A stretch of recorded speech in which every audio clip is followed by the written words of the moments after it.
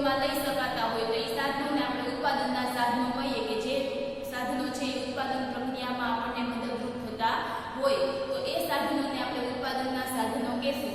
અહીંયા અર્થશાસ્ત્રમાં આપણે ઉત્પાદનના સાધનોનો જે વિસ્તૃત અલગથી ખ્યાલ આપેલો છે એ આપણે આજે કંઈક અલગ પ્રકારથી જોશું।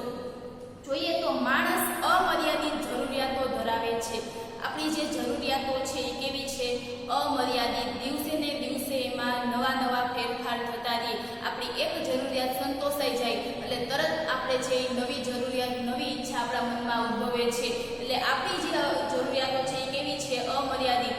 આપણને એમ થાય કે આજે આપણે રોટલીને શાક ખાઈ લીધું, હવે કોઈની જમવું જ નથી તો એ નથી, આપણે તરત જ પાછું નેક્સ્ટ હવે પછીના જ્યારે જમવાનો સમય થશે ત્યારે આપણે શું જમશું તો તરત આપણે નવી જરૂરિયાત નવી ઈચ્છા આપણા મનમાં ઉદ્ભવે છે।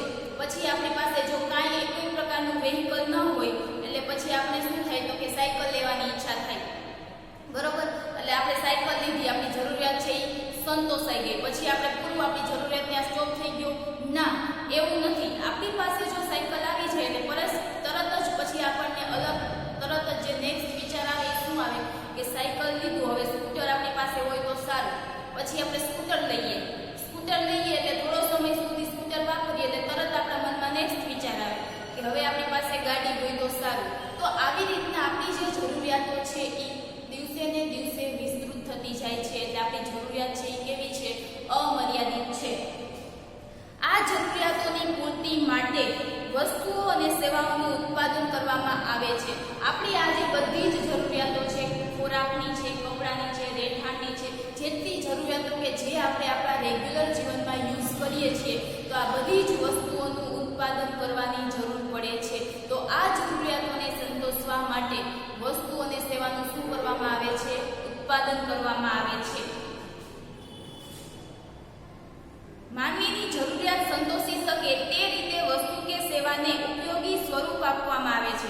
હવે આપણી જે જરૂરિયાતો છે જે પ્રકારની એ જરૂરિયાતો છે એ માણસને ઉપયોગી થાય, માણસને એની જરૂરિયાતોમાં સંતોષ થાય તો એ પ્રકારે વસ્તુ અને સેવાનું ઉત્પાદન કરવામાં આવે છે। વસ્તુ અને સેવા છે એ પ્રમાણે બનાવવામાં આવે છે જે પ્રમાણે આપણે સંતોષ થાય, જે પ્રમાણેની આપણને જરૂર છે તો એ પ્રમાણેની વસ્તુ અને સેવાનું ઉત્પાદન કરવામાં આવે છે। એ પ્રમાણેની વસ્તુને એના રંગ, રૂપ, આકાર, કદ વગેરે વસ્તુ છે એ પ્રમાણે એનું ઉત્પાદન કરવામાં આવે છે।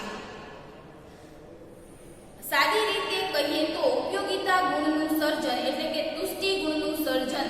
તુષ્ટિ ગુણનું સર્જન એટલે શું? તો કે જે માણસને ઉપયોગી થવાનો જે ગુણ ધરાવે અને તુષ્ટિ ગુણનું સર્જન કહેવાય કે જેમાંથી માણસને ઉપયોગી થઈ શકીએ।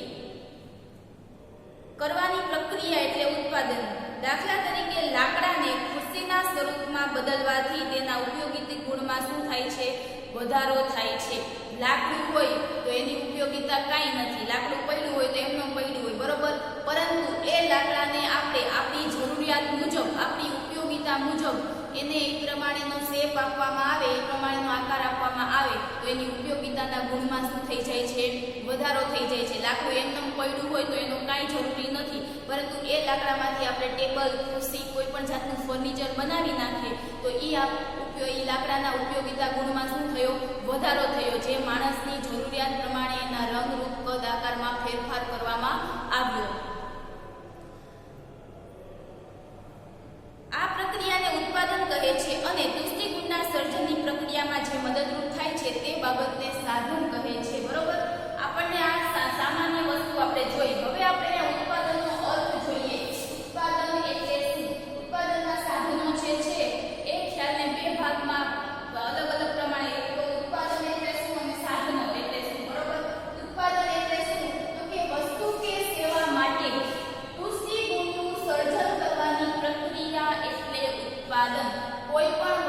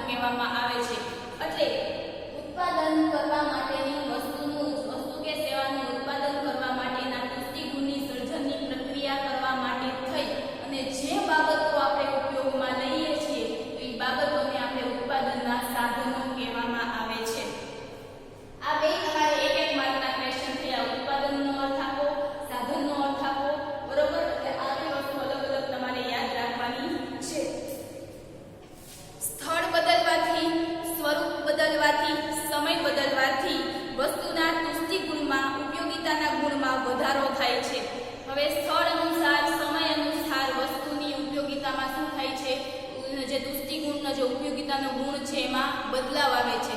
દરેક જગ્યાએ કોઈ પણ વસ્તુનું જે મૂલ્ય છે, વિનિમય મૂલ્ય છે અથવા તો ઉપયોગિતા મૂલ્ય છે, એ દરેક જગ્યાએ કેવું હોય છે, અલગ અલગ હોય છે. એટલા માટે સમય, સ્થળ વગેરે વસ્તુ બદલવાથી એ વસ્તુના ઉપયોગિતા ગુણમાં પણ શું થાય છે, ફેરફાર થાય છે. તે પ્રક્રિયા ઉત્પાદનની પ્રક્રિયા છે. આ પ્રક્રિયામાં મદદરૂપ કરનારી બાબતોને ઉત્પાદનના સાધનો કહે છે. ઉત્પાદનના મુખ્યત્વે 4 સાધનો છે. આપણે અહીંયા ઉત્પાદનના 4 સાધનો છે એ ભણવાના છે. ઉત્પાદનના કયા કયા 4 સાધનો છે?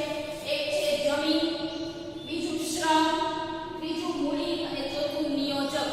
આ 4 સાધનો ખાસ યાદ રાખવાના છે એમસીક્યુ માટે અને એક બે વાક્ય માટે કે ઉત્પાદનના 4 સાધનો જણાવો. જમીન, શ્રમ, મૂડી અને નિયોજક. આ ચારેય સાધનોને આપણે અંદર ડીપલી પણ ભણવાના છે. જમીન, મૂડી, શ્રમ, નિયોજક રાષ્ટ્રના કુલ વાર્ષિક ઉત્પાદનનો આધાર આ 4 ઉત્પાદનના સાધનો પર છે. આપણી જે રાષ્ટ્રીય આવક છે, આપણા દેશની જે કુલ આવક છે, અને એ કુલ આવક વધારવા માટે જે પણ કંઈ ઉત્પાદન પ્રક્રિયા કરવામાં આવે છે, તો આ બધી જ બાબતોનો આધાર છે એ કોના ઉપર છે? ઉત્પાદનના 4 સાધનો ઉપર છે. આ 4 સાધનો વગર આવકમાં વધારો થઈ શકે નહીં. ઉત્પાદન પ્રક્રિયામાં ચારેય સાધનનું મહત્વ કેવું છે? સરખું જ છે. કોઈ એક સાધન વગર ચાલે નહીં. કોઈ પણ વસ્તુનું ઉત્પાદન કરવાનું થાય, આ 4 સાધનોની જરૂર પડે. એટલે ચારેય સાધનોનું જરૂરી ઉત્પાદનની જે પ્રક્રિયા છે એમાં સરખું જરૂરિયાત છે. ચારેય સાધનોનો હિસ્સો છે એ કેવો છે? સરખો છે. માર્શલ જણાવે છે કે ઉત્પાદનના મૂળ તો 2 જ સાધન છે, કુદરત અને માણસ. જે પ્રોફેસર માર્શલ છે આપણા ઇકોનોમિક્સ, એ શું કહેવા માંગે છે કે ઉત્પાદનના મુખ્ય તો 2 જ સાધન છે, એક છે કુદરત અને બીજું છે માણસ. આ 2 મુખ્ય સાધનો દ્વારા જ બધી જ ઉત્પાદનની પ્રક્રિયા છે એ શક્ય બને છે. કુદરતે ઘણી બધી વસ્તુઓ આપેલી છે, પરંતુ માણસ જો એ વસ્તુઓને પૂરેપૂરો ઉપયોગમાં ન લે, એને પૂરેપૂરો રંગ, આકાર, કદમાં ફેરફાર ન કરે, તો એ જે કુદરતે આપેલી વસ્તુ છે એ પણ કેવી હોય? નકામી. એટલા માટે કુદરત અને માણસ એ 2 મુખ્ય સાધનો છે જે ઉત્પાદનની પ્રક્રિયાને વધારે સરળ બનાવે છે.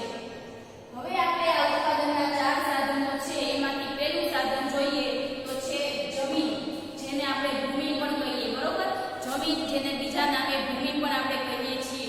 જમીન એટલે શું? આપણે જે પૃથ્વી ઉપર રહીએ છીએ, પૃથ્વીનો જે ભાગ છે એ શું છે? જમીન છે. જમીન છે, ત્યાંથી કોઈ પણ ઉત્પાદનની પ્રક્રિયા છે એ શરૂ થાય છે. ઉત્પાદનના સાધનોની જે પ્રક્રિયા છે એ શરૂઆત ક્યાંથી થાય? જમીનથી જ થાય. તમારે કોઈ પણ વસ્તુનું ઉત્પાદન કરવું હોય તો આપણે અત્યારે રહીએ છીએ તો બધી જ પ્રક્રિયા આપણે કોના ઉપર કરીએ છીએ? જમીન ઉપર કરીએ છીએ. એટલા માટે ઉત્પાદનના સાધનોનું આ સૌથી અગત્યનું પહેલું સાધન છે જમીન. મનુષ્યને ઉત્પાદનમાં મદદરૂપ થતા કુદરતી પરિબળો જમીન છે. આ જમીનની વ્યાખ્યા થઈ કે મનુષ્યને જે પણ પરિબળો છે, કેવા પરિબળો?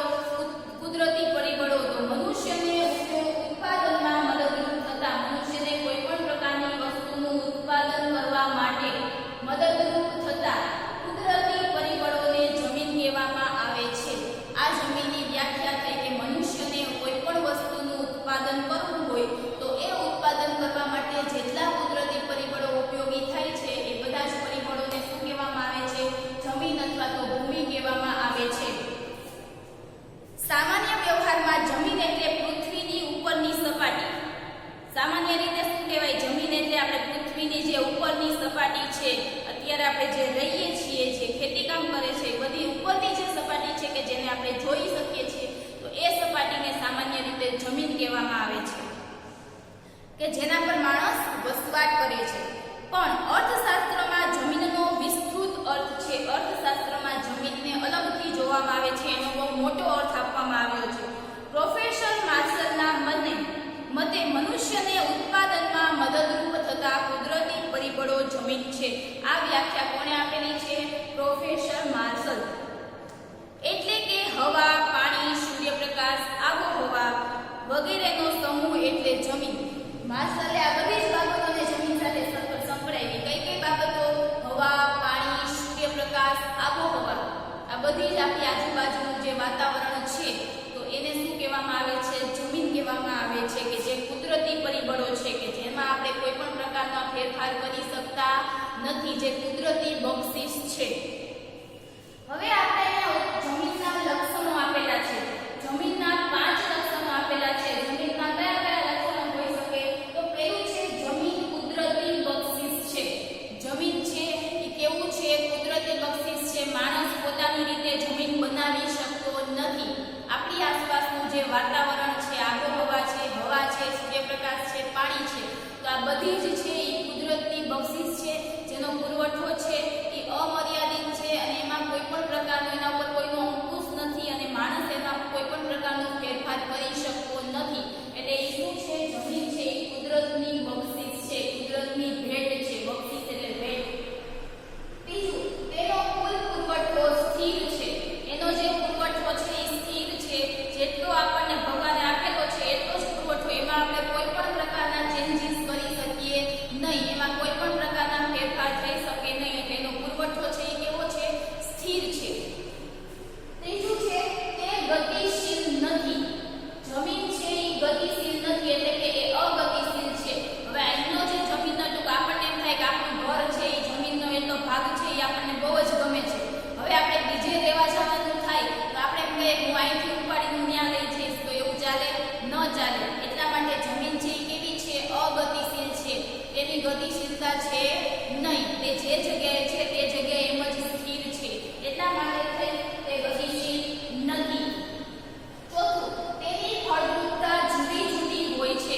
દરેક જગ્યાએ, પૃથ્વી પરની દરેક જગ્યા જે જગ્યા છે તો દરેક જગ્યાએ જમીનની ફળદ્રુપતા છે એ કેવી હોય છે?